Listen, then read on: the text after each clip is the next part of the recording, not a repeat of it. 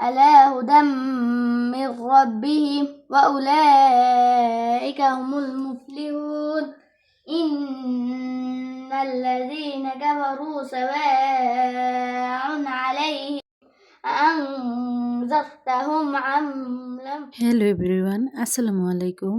কেমন আছেন সবাই? আই হোপ সবাই অনেক বেশি ভালো আছেন। আলহামদুলিল্লাহ, আমিও আমার পরিবার পরিজন নিয়ে ভালো আছি। এই তো প্রতিদিনের মতো আবার একটি নতুন লাইফস্টাইল ব্লগ নিয়ে এসেছি আপনাদের মাঝে। আশা করি আজকের ব্লগটা আপনাদের অনেক বেশি ভালো লাগবে। আজকের ব্লগটা আমি শুক্রবারের সকাল থেকে শুরু করেছি। তো ভিডিও শুরুতে হয়তো দেখতে পেয়েছেন আমার ছোট্ট বাবাটা মাশাআল্লাহ কত সুন্দর করে মধুর কণ্ঠে কোরআন তিলাওয়াত করছে। তো আমার ছেলেটা কিন্তু মাত্র আজকে 4-5 দিন হয়েছে আর কি, মানে হেফজ দিয়েছে। তো সবাই আমার ছেলের জন্য দোয়া করবেন, আল্লাহ যেন তাকে একটা বড় হয়ে অনেক বড় মানের হাফেজ বানায় এবং কি মানুষের মতো মানুষ করে আমার এবং আপনাদের ভাইয়ের মনের আশা পূরণ করে আর কি। আপনাদের ভাইয়ের অনেক মানে ইচ্ছে ছেলে বড় হয়ে হাফেজ হবে। তো জানি না বাকিটা আল্লাহ তাআলার হাতে, তবে মা বাবা হিসেবে আমাদের যতটুকু দায়িত্ব কর্তব্য অতটুকু চালিয়ে যাচ্ছি। তো যাই হোক, তো সকালবেলা চলে এসেছি কিচেনে নাস্তা রেডি করার জন্য। সকালে ঘুম থেকে উঠে আগে ফজর নামাজ পড়ে নিয়েছি। তো ছেলেকে একটু কোরআন তিলাওয়াত করতে দিয়েছিলাম, নিজেও একটু ইয়াসিন সূরাটা পড়ে নিয়েছিলাম। তারপরে কিচেনে চলে এসেছি নাস্তা রেডি করব রান্না। তো নাস্তা বানাতে এসে দেখি অয়েল জারে অয়েলটা শেষ হয়ে গিয়েছে। তো অয়েলটাও রিফিল করলাম, সাথে কিন্তু হ্যান্ড ওয়াশও শেষ হয়ে গিয়েছিল। তো হ্যান্ড ওয়াশটাও আর কি একসাথে রিফিল করে নিলাম।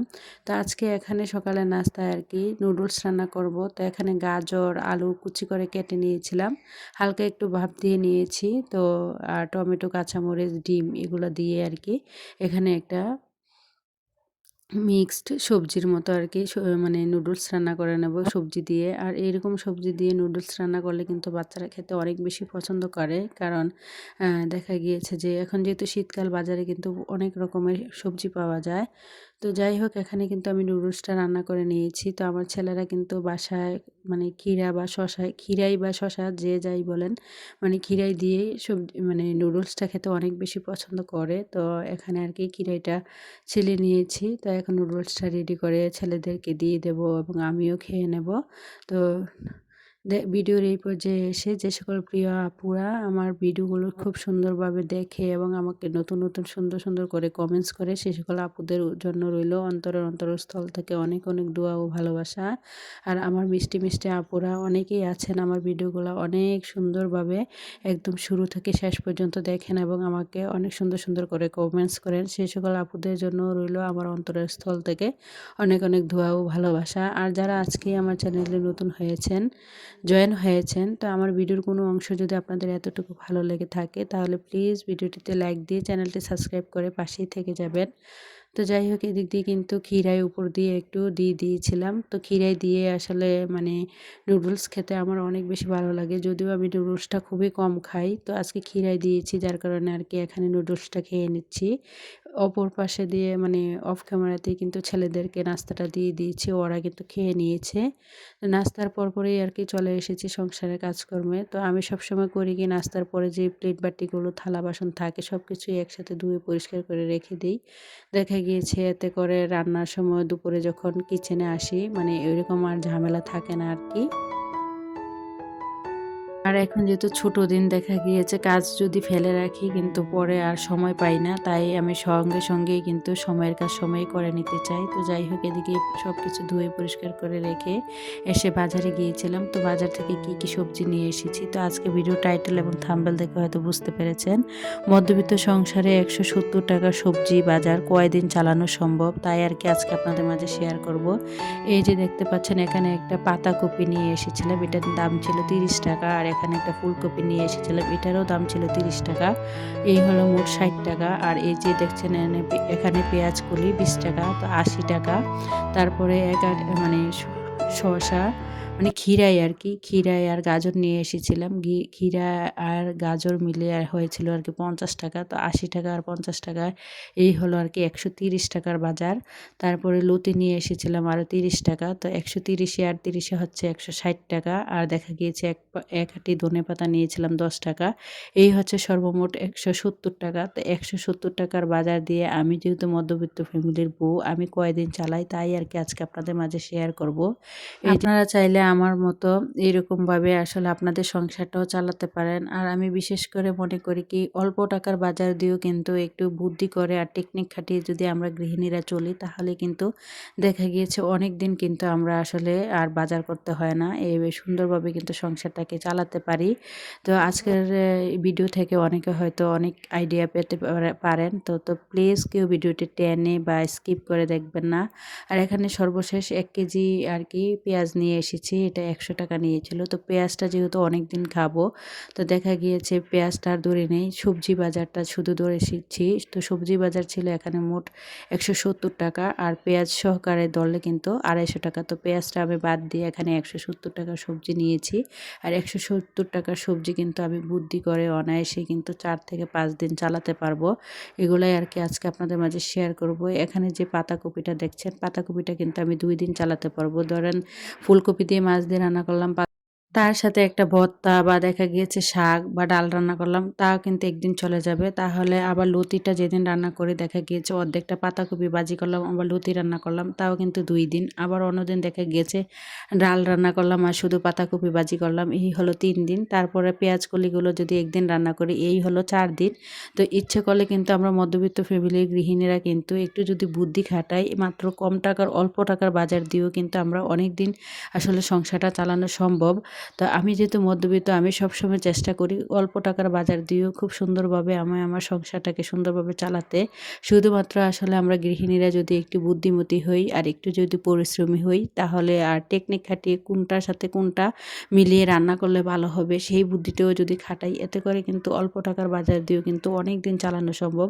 তো আমি এই 170 টাকার বাজার কিন্তু 4 দিন চালাবো। তো আসলে আমরা গৃহিণীরা যতই একটু হিসেব করে যদি না চলি, তাহলে কোনোদিনও কিন্তু সংসার জীবনে উন্নতি বা দেখা গিয়েছে সংসারের নিজের ছোট ছোট ইচ্ছেগুলো, স্বপ্নগুলো কোনোদিনও পূরণ করতে পারবো না। তাই আমি মনে করি প্রতিটা গৃহিণী সে তার নিজ দায়িত্বে সংসারটাকে অল্প টাকার খরচ দিয়ে বা অল্প টাকার মধ্যে সংসারে সব কিছু ম্যানেজ করে সে তার চাইলে সে তার স্বপ্নের মানে স্বপ্নগুলো, ছোট ছোট ইচ্ছেগুলো চাইলেই কিন্তু পূরণ করতে পারে। শুধুমাত্র একটু বুদ্ধি খাটাতে হবে।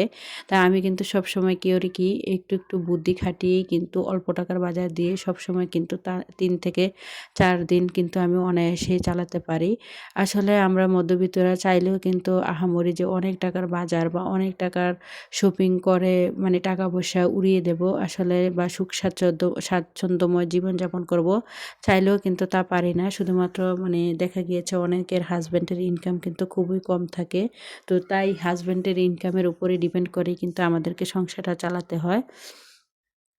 টাকা পয়সা কিন্তু এই পৃথিবীতে সবাই ইনকাম করতে পারে। তবে টাকা পয়সা কিন্তু সবাই ধরে রাখতে পারে না। টাকা পয়সা ধরে রাখার জন্য কিন্তু মন মানসিকতা বা সেই যোগ্যতা মানে সবার ভিতরে মানে নেই বা থাকতে হয়। তা আমি যেহেতু মধ্যবিত্ত ফ্যামিলির মানে বউ, তো আমার হাসব্যান্ডের ইনকাম যেহেতু অনেকটাই কম, তো আমি সবসময় চেষ্টা করি অল্পর মধ্যেই কিন্তু আমার সুখ স্বাচ্ছন্দ্যময় বা আমার ইচ্ছেগুলো, ছোট ছোট আবদারগুলো পূরণ করার জন্য। তো সেগুলো পূরণ করতে হলে অবশ্যই কিন্তু টাকার প্রয়োজন। টাকা ছাড়া এই পৃথিবীতে কোনো কিছুই কিন্তু সম্ভব না। যার টাকা আছে দেখবেন তার কিন্তু আত্মীয়-স্বজন, পাড়া প্রতিবেশী কোনো কিছুর অভাব থাকে না। আর যার টাকা নেই তার কিন্তু কোনো বন্ধু-বান্ধব থাক দূরের কথা, ভাই-বোনেরাও কিন্তু তার কাছ থেকে অনেক দূরে চলে যায়। তো আমি মনে করি কি প্রতিটা গৃহিণীর কিন্তু আমি মনে করি যেই পরিবারে গৃহিণী অনেক বেশি বুদ্ধিমতী, হিসেবি, সেই পরিবারটা কিন্তু খুব সুন্দরভাবে অনায়াসেই কিন্তু অল্প টাকা, হাসব্যান্ডের যদি ইনকাম কমও হয় খুব সুন্দরভাবে চালানো সম্ভব হয়। তাই আমি কিন্তু অল্প টাকার বাজার দিয়ে প্রতিনিয়ত আমার আরও অনেক ভিডিওতে আমি কিন্তু দিয়েছি, বা আমার চ্যানেলে কিন্তু আরও অনেক ভিডিও দেয়া আছে। আমি কিন্তু খুবই অল্প পরিমাণ সবজি বাজার দিয়ে বা যে কোনো বাজার দিয়ে কিন্তু অনেক দিন অনায়াসে সংসারটাকে চালাই।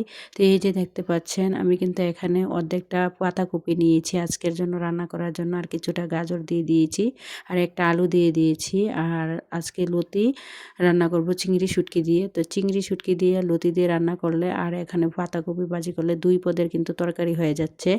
আসলে আমি মনে করি যাদের পরিবারের লোক সংখ্যা খুবই কম, দেখা গিয়েছে বাচ্চা-কাচ্চারা বা লোক সংখ্যা ধরেন 2 থেকে 3 জন বা 4 জন, তারা কিন্তু চাইলে এইভাবে কিন্তু এই অল্প টাকার বাজার দিয়ে একটু টেকনিক খাটিয়ে বুদ্ধি করে কোনটার সাথে কোনটা মিলিয়ে রান্না করবেন এইরকমভাবে আগে থেকে যদি একটু পরিকল্পনা করে রাখেন, এইভাবে করে কিন্তু অল্প টাকার বাজার দিয়ে অনেকদিন কিন্তু চালানো সম্ভব হয়। তা আমিও কিন্তু আমার পরিবারে যেহেতু 4 জন মানুষ, আমি, আমার 2 ছেলে আর আমার মেয়ে। তো মেয়েটা যেহেতু অনেকটাই ছোট, ও কিন্তু এত কিছু খেতে পারে না।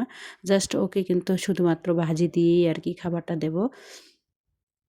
তাও কিন্তু আমরা ৩ জন মানুষ। ৩ জন মানুষ যদি আমরা ২ বেলা খাবার খেতে যাই, তাও কিন্তু ৬ জন হয়ে যায়। তো ৬ জনের খাবার রেডি করতে হলে কিন্তু এই যে এখানে একটা লতি তরকারি রান্না করলাম, পাতাকপি ভাজি করলাম আর আগের দিনে কিছুটা তরকারি ছিল। তো এগুলা দিয়েই কিন্তু আজকের দিনটা আমার খুবই সুন্দরভাবে চলে যাবে। তা আসলে আমরা যদি গৃহিণীরা যদি বুদ্ধি না খাটাই, সংসার জীবনে কখনো কিন্তু উন্নত করতে পারব না বা কম টাকার বাজার দিয়ে কখনো কিন্তু সংসারটাকে সুন্দরভাবে চালাতে পারব না।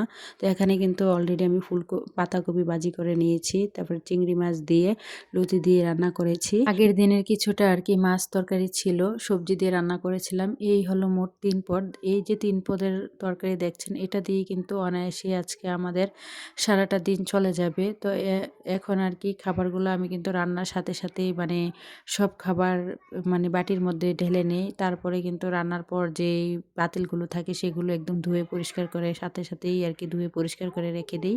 তারপরে রান্নার পরে দেখলাম চুলার আশপাশটা অনেক বেশি মানে তেল চিটচিটে ভাব হয়ে আছে। তো এখানে আরকি চুলার আশপাশ সবকিছু পরিষ্কার করে নিচ্ছি। তারপর গোসল করে নামাজ পড়ে সবাই মিলে একসাথে খাবারটা খেয়ে নেব। তো আমার পরবর্তী ভিডিও দেখার আমন্ত্রণ জানিয়ে আজকের মতো ভিডিওটা এখানেই শেষ করছি। সবাই ভালো থাকবেন। খোদা হাফেজ। আসসালামু আলাইকুম।